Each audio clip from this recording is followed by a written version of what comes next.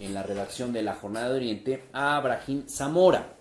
Lo hemos invitado para que comentemos acerca de este suceso ocurrido el día de ayer.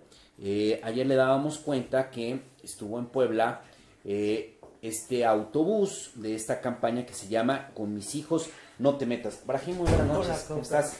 Brahim Zamora, importante activista de derechos sexuales, reproductivos, de la diversidad sexual, director de comunicación social de ODECIR, esa es la organización. Bueno, entonces, le decía yo, ayer estuvo este camión de esta campaña que se llama Con mis hijos no te metas. Y entonces un grupo de activistas, de ciudadanos, fueron a esperar este camión allá al Zócalo de Puebla y manifestaron un rechazo contra la presencia de este vehículo. Incluso lograron que este vehículo se retirara y principalmente el sentir de quienes se manifestaron fue: este vehículo forma parte de una campaña que atenta contra la diversidad, que no reconoce la diversidad. Y probablemente nos podemos quedar en la parte superficial, como decir es un incidente menor, lo podemos calificar de muchas maneras. Sin embargo, no es una organización menor la que está atrás de esta organización, de este autobús, de esta campaña. Es por eso que te hemos invitado, para que nos puedas informar, nos puedas comunicar qué es lo que significa o qué es lo que representa este grupo que está atrás de esta campaña Con mis hijos no te metas. Sí, es bien importante hablar de ello porque de repente solemos pensar que este tipo de grupos ultraconservadores que tienen ideas como bastante retrógradas o muy mochas, ¿no? Por decirlo de un modo, no merecen la atención que deberían merecer, ¿no? Es como, pues son unos loquitos que andan ahí con su camioncito, etcétera. Y la verdad es que no es así. Es decir, este es un proyecto que nació en España, auspiciado por una organización internacional muy grande que se llama Citizen Go, y que en España tiene un referente que es Hazte Oír. Hazte Oír, Citizen Go, son plataformas digitales, pero también de acción, a las cuales se han suscrito lo que se llamó en un principio el Frente Nacional por la Familia y ahora el Consejo Nacional de la Familia, que agrupa, o más bien reagrupó a un montón de colectivos ultraconservadores que venían operando en el país pues ya desde los años 90, como el Comité Nacional Pro Vida, que fue pues muy ensuciado por el escándalo por el señor Serrano Limón. Por Serrano Limón. Este hombre que era muy conservador y que un día lo descubren, que cuando tiene un cargo público gastaba el dinero público en la compra de tangas y otras cosas. Sí, ese no era el escándalo, era su doble moral, ¿no? Sí, bueno, la doble moral, pero además no solo, o sea, lo de las tangas fue la puntita del iceberg, claro. Un desvío de 30 millones de pesos en una serie de cosas que dieron como origen precisamente la ley de fomento a las organizaciones de la sociedad civil, porque hacía falta tener regulado la manera en que las organizaciones de la sociedad civil usamos el dinero público, ¿no? Claro. Y que fue a raíz del escándalo de corrupción de estos señores. Es la misma gente. Entonces hay que entender que si hay un proyecto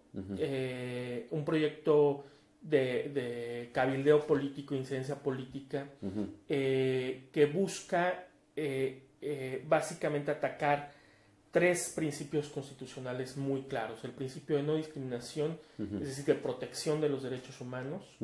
El artículo 3º constitucional, sobre todo en la parte de la educación laica y obligatoria brindada por el Estado. Claro. Y el artículo 4º de la Constitución, que es el que garantiza el derecho a la salud, y es el que habla, básicamente el que contiene toda la parte de la libertad reproductiva en México. Derivado de estos tres artículos, bueno, viene una serie de leyes, de políticas públicas que se han venido articulando a lo largo de la historia de nuestro país, y esta agenda no es nueva, pues, o sea, no es una agenda nueva, pero es una agenda que se ha ido adaptando a los tiempos y que ahora creo que creció mucho a raíz de la iniciativa del presidente Peña Nieto sobre matrimonio igualitario. Es decir, eso logró reunir a todos estos grupos que están un poco desbalagados y conformar el Frente Nacional por la Familia y generar y dar un golpe muy certero en en el tema. O sea, tan certero fue que el Congreso decidió no continuar con... Dar marcha atrás a esta iniciativa del presidente Peña, que era sobre el matrimonio igualitario, ¿no? No solo sobre el matrimonio igualitario, también sobre que eso me parece que era más importante en términos de consecuencias jurídicas, sobre la identidad trans, es decir, sobre el reconocimiento de la identidad trans en el registro civil. Que eso también se echó para atrás para las personas transgénero y transexuales, porque finalmente el tema del matrimonio ya se ha ganado a través de la Corte. Entonces es cuestión de tiempo que los congresos empiecen a modificarlo. A través del amparo se gana el derecho, pero el tema de las poblaciones trans todavía tiene muchas complejidades en torno a lo jurídico, ¿no? Claro. Sí, una persona trans no puede tener pasaporte, no puede tener a veces incluso credencial de lector. Sí, o la puede tener, pero con el nombre claro, que viene en el acta, y entonces sufre discriminación y es un problema muy serio digamos, de exclusión, porque no tiene derecho a un documento de identidad, es decir, es un derecho básico la identidad. Sí, claro, digo, había un famoso escándalo de un actor que incluso lo detienen porque decían es que tu credencial dice que eres hombre y tú no lo eres, ¿no? Tú estás usando un documento falso. Y era este asunto de que pues, es una persona que tiene una identidad y se tiene que respetar, no se tiene por qué modificar para que tenga un plástico, ¿no? Exactamente. Ahora, Brahim, esta organización, ¿por qué tiene tanto poder? ¿Por qué tiene tanta fuerza? ¿De dónde viene su financiamiento? El financiamiento viene de donde tradicionalmente ha venido el financiamiento de estos grupos, es decir, está íntimamente ligado a grupos religiosos y ahora se han unido a este frente, algo que no había ocurrido, digamos, en los años 90 o antes, los grupos de origen luterano, es decir, las iglesias luteranas, los protestantes, ¿no? Los evangélicos, los testigos de Jehová, etcétera, ¿no? Toda esta diversidad religiosa que hay ahí, cristiana, y también cierta clase empresarial que se ha distinguido por financiar a este tipo de grupos históricamente, ¿no? O sea, digo, yo no puedo afirmar cierta empresa o cierta otra, ¿no?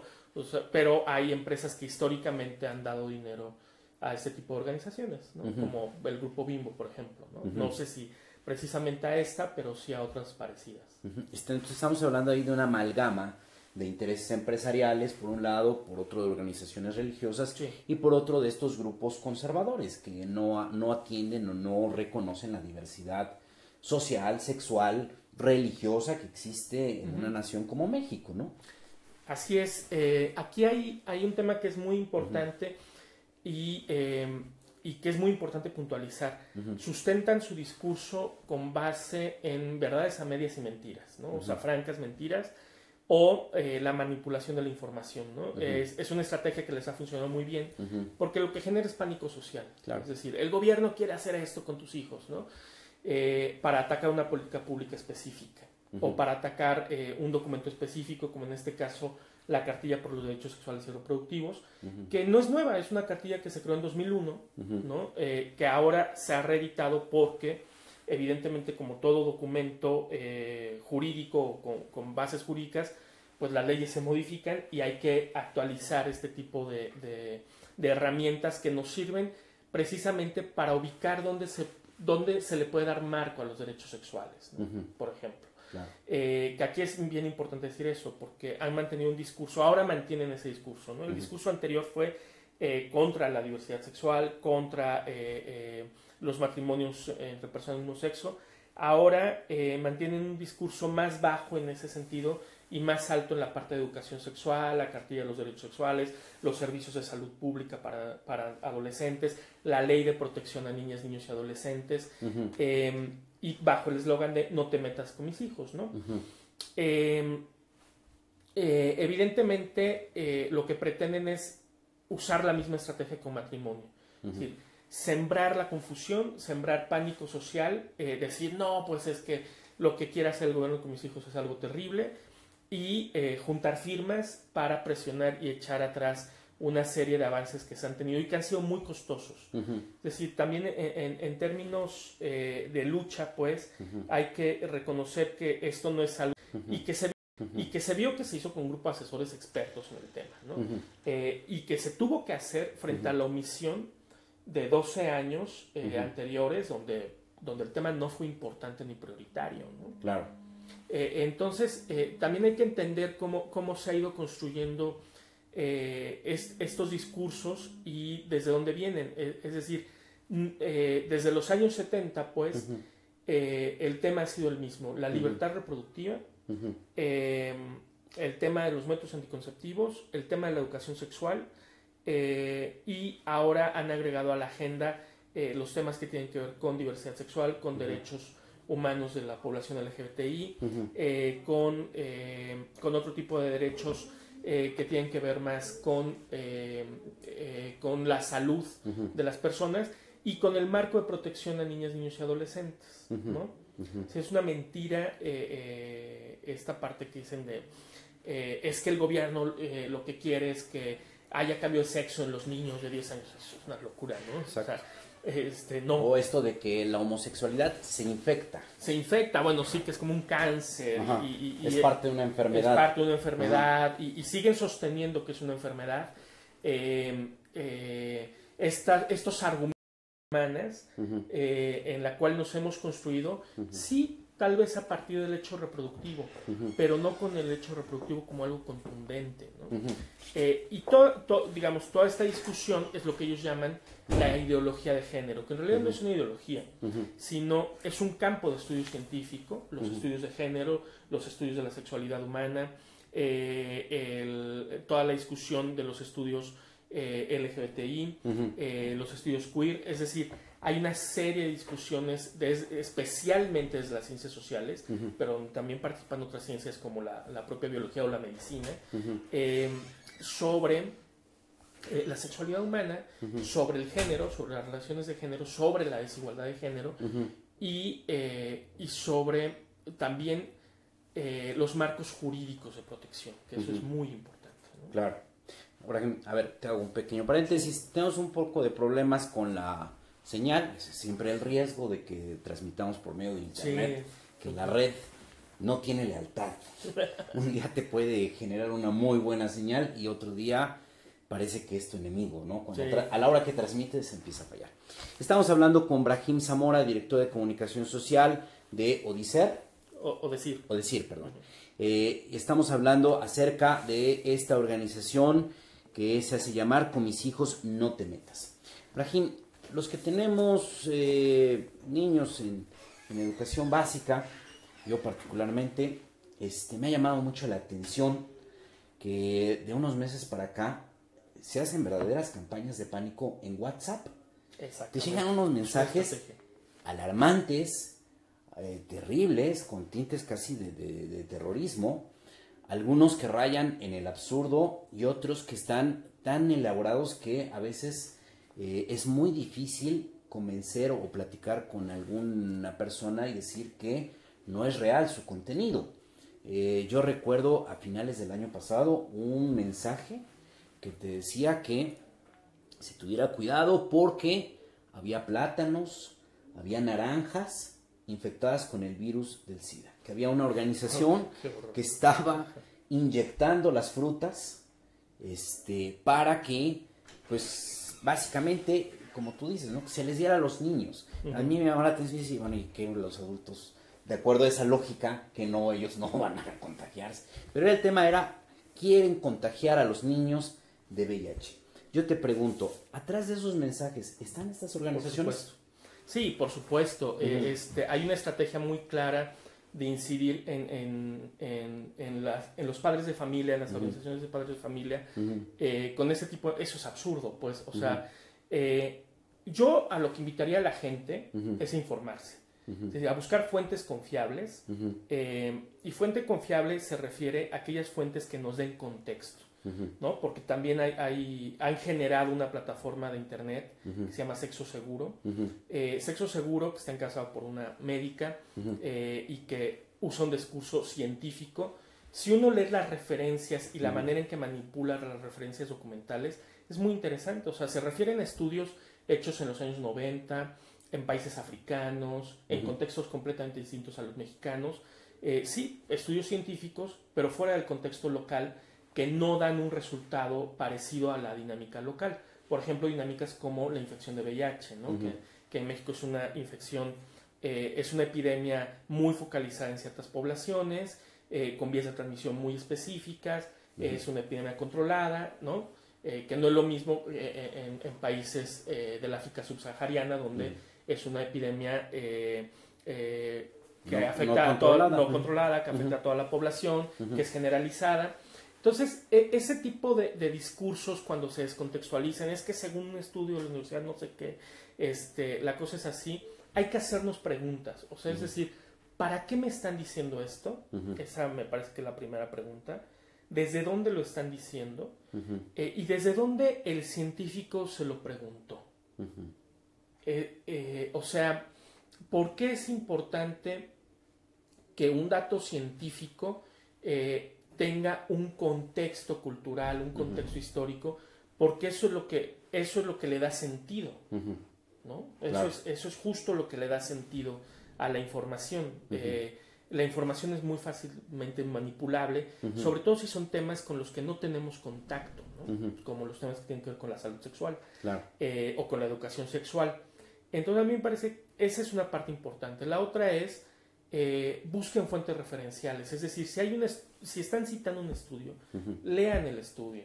Si están citando una ley, es que el gobierno ahora quiere con la nueva ley de no sé qué, busquen la ley, descarguen la ley de internet, muy fácil buscarlo. Si efectivamente es lo que se está buscando. Dice eso, ¿no? Claro. La política pública, pues vamos a buscar la política pública y vamos a ver si es real que dice eso, ¿no? Claro. Eso es muy importante porque sí son campañas de pánico que desinforman, que generan mucho desasosiego en la población y que al final, entre que son peras o manzanas, pues la gente prefiere decir, bueno, mejor les creo a estos que traen un discurso de protección a los niños, ¿no? Claro. Y a mí me parece que hay algo muy importante. El interés superior de las niñas y los niños es algo central y que es algo central, sí, desde la teoría y la práctica de los derechos humanos. Es decir, hay que tener muy claro que todo esto que se está trabajando a favor de los derechos sexuales y reproductivos es de una perspectiva de los derechos humanos. Y ahí hay un principio básico que es la protección superior de niñas, niños y adolescentes, y parte de esa protección es su derecho a la información, su derecho a la educación sexual, su derecho a vivir libres de violencia sexual, su derecho a poder tomar decisiones claras y certeras cuando llegue el momento de tener una vida sexualmente activa, ¿no? Su derecho a también compartir los valores familiares, claro, ¿no? O sea, eso es muy importante. Es decir, lo que tiene que hacer la escuela y lo que tiene que hacer la educación pública es brindar instrucción, brindar información, generar marcos referenciales sobre las instituciones del país, pero los valores, los principios familiares, eso se van a transmitir en casa, claro, ¿no? Pero eso ocurre en casa. ¿Qué es lo que ocurre afuera de casa? Pues el paraguas que nos cubre es el paraguas de los derechos. Claro. O sea, desde ahí es de donde se tendría que hablar, no desde los valores, sino desde los derechos. Tenemos más violencia, no porque nos falten valores, sino porque hay una merma en los derechos. No se ejercitan los derechos. Exactamente, ¿no? O sea, tiene que ver con eso. Hay mayor tasa de feminicidio, por ejemplo, tiene que ver con cómo hemos ido construyendo relaciones de desigualdad, cómo se han ido construyendo merma en los derechos de las mujeres y cómo esto ha generado condiciones de mucha violencia y de impunidad. ¿Cómo toleramos la violencia de género? Exactamente, ¿no? Que a veces eso no entendemos, que desde lo más pequeño, lo más insignificante, se empieza a ir escalando, hasta que se llegan a los feminicidios. Por ejemplo, ¿no? O sea, y todo esto viene ligado, pues no es que todo esté segmentado ni tampoco sea parte de un plan macabro, ¿no? O sea, porque eso también es un discurso que maneja. Es un plan macabro orquestado por la Organización de las Naciones Unidas, por el Fondo de Población de Naciones Unidas, que quieren controlar a la población y alienarla. No, en realidad, a mí me parece que, por ejemplo, si uno lee el objetivo del Fondo de Población de Naciones Unidas, un objetivo me parece a mí muy noble y muy respetable, que es que ningún embarazo en el mundo sea no decidido. Exactamente. ¿No? Por ejemplo. Sí, sí. Y trabajar hacia ello. A mí me parece que es algo muy importante. ¿Qué se necesita para llegar a ello? Se necesita, por supuesto, empoderamiento de las mujeres, instituciones sólidas para la atención de la salud materna, para la atención de la salud reproductiva, métodos anticonceptivos, educación sexual. Es una serie de herramientas que necesitamos los ciudadanos para poder tomar decisiones de manera libre y autónoma. Claro. ¿No? Ahora, Brahim, regresando un poco a esta organización, ¿qué es lo que tú percibes que están cocinando? ¿Es solamente campañas diseminadas de información? ¿O tú sientes que hay una estrategia a largo plazo que sobre todo quisiera incidir particularmente cuando estamos a punto de una elección presidencial? Sí, por supuesto, es una agenda política, es una agenda de incidencia política muy clara, con puntos muy claros. O sea, ellos lo están trabajando más, digamos, desde este discurso como en el que socializan la desinformación, pero uno puede ver qué es lo que está ocurriendo, ¿no? O sea, si uno ubica qué es lo que atacan y dónde está en el marco jurídico mexicano, es lo que te decía al principio. El artículo primero, el artículo tercero y el artículo cuarto principalmente. Van contra esos tres artículos. Van contra esos tres artículos y las leyes que derivan de ellos, que no son pocas, es decir, la Ley Federal para prevenir la discriminación, la Ley General de Salud, la Ley General de Población, la Ley General de Educación. Lo que buscan principalmente es lo que han intentado hacer desde los años 30, básicamente, los grupos ultraconservadores, sacar la educación sexual de cualquier currícula escolar y cualquier contenido de educación sexual e imponer una agenda propia de educación sexual con miras a qué, a mermar la educación laica y lo que ellos llaman la libertad religiosa en la educación, ¿no? Es decir, que la educación tenga principios religiosos en nuestro país, lo cual sería sumamente grave y peligroso porque no hay una religión absolutamente mayoritaria en nuestro país y aunque la hubiera, todos tenemos derecho a ser educados en un marco de valores universales, en un marco de derechos alejado de los valores religiosos. Es decir, los valores religiosos se inculcan en casa, se inculcan en el templo, se inculcan en estos espacios donde el Estado no tiene cabida, además. Donde cada quien lo decide. Sí. Sin embargo, las instituciones del Estado, precisamente ese es el gran poder del laicismo. Es decir, hay un paraguas que nos cubre a todos, donde todas las personas cabemos y donde nadie va a haber cuestionado sus principios, sus valores, sus convicciones frente a las de nadie más, ¿no? O sea, un principio de igualdad. Claro. ¿No? Eso es lo que nos brinda el Estado laico. Entonces, creo que si de fondo y en el largo plazo lo que se busca es atacar el Estado laico, el principio de laicidad del Estado mexicano y volver a dotar de poder real, no solo fáctico, a las instituciones religiosas y a otro tipo de instituciones, ¿no? Ahora, tú aquí en Puebla, ¿cómo sientes la presencia de estas organizaciones? Yo he visto que en algunos estados han logrado muy importantes movilizaciones.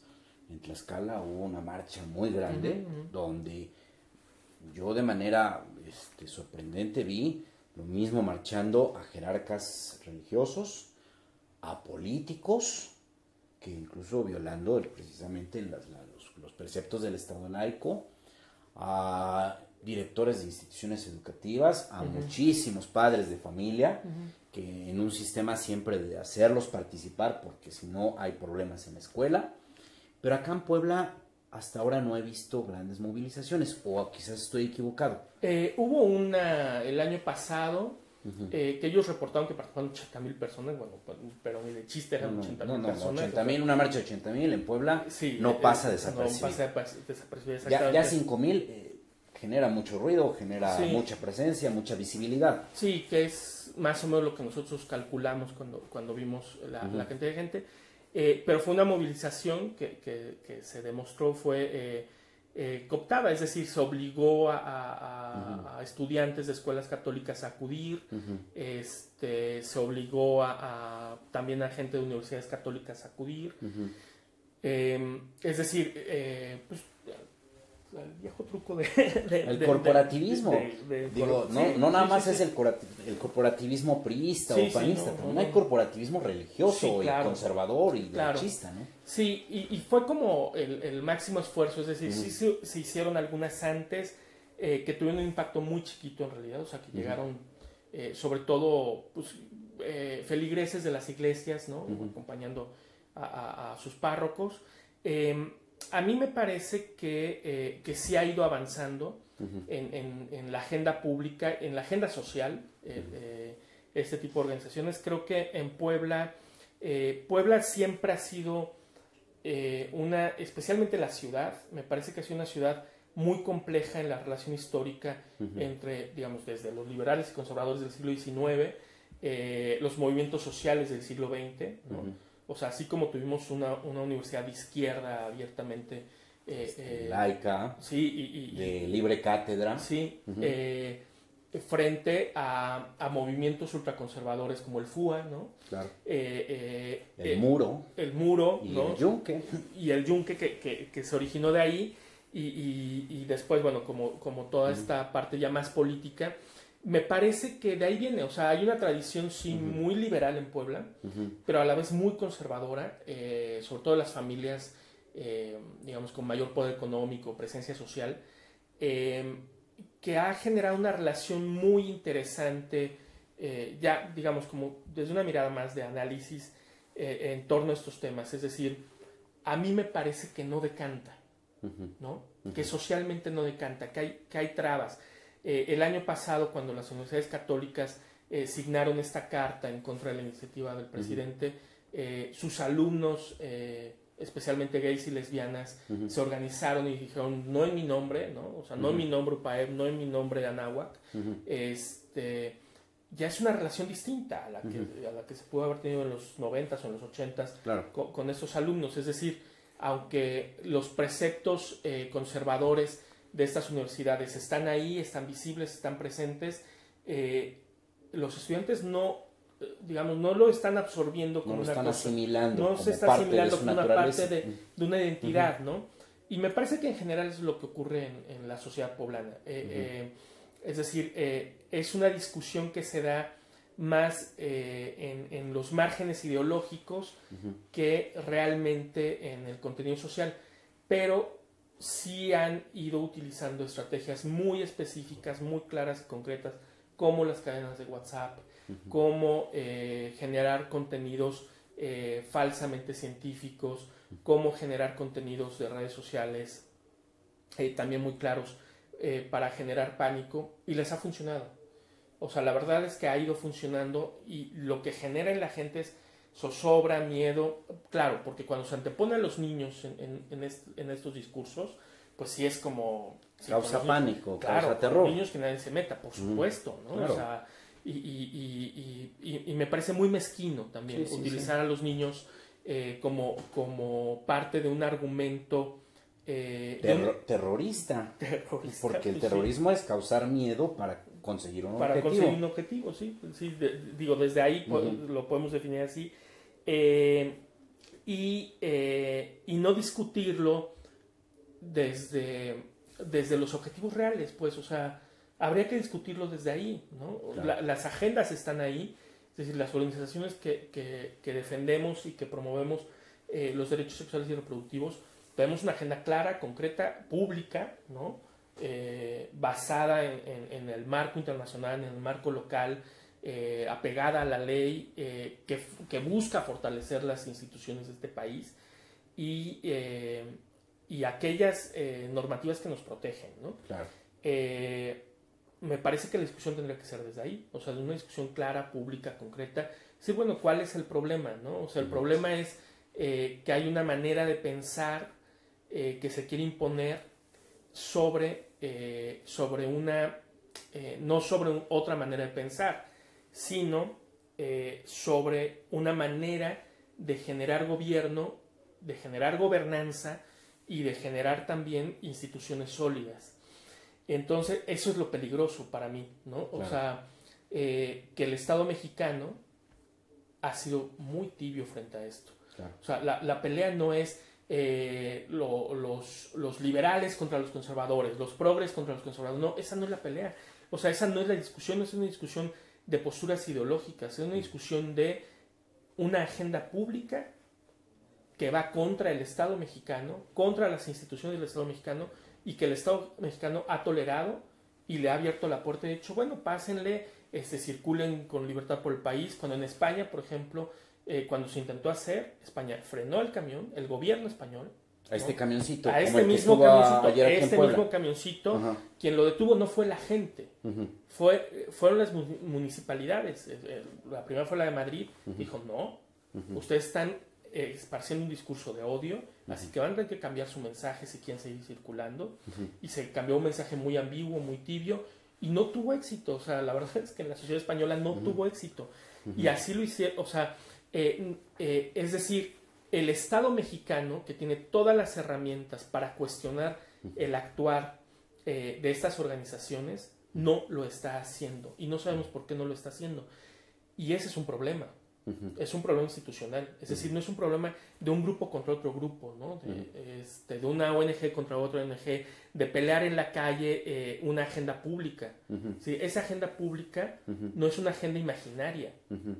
Es la política pública, las leyes, el marco constitucional que rigen en este país. Claro. Ellos están atacando al Estado mexicano. Claro. Y el Estado mexicano lo que ha hecho es sentarse a ver la pelea en la calle, ¿no? Eso es lo que me parece más grave. Sí, porque además este camioncito trae una serie de leyendas muy ofensivas. ¿Cómo cuáles, Bertín? Por ejemplo, decir que las personas transexuales no existen, por ejemplo, ¿no? Y que no te engañen, ¿no? Si tiene pene es niño, si tiene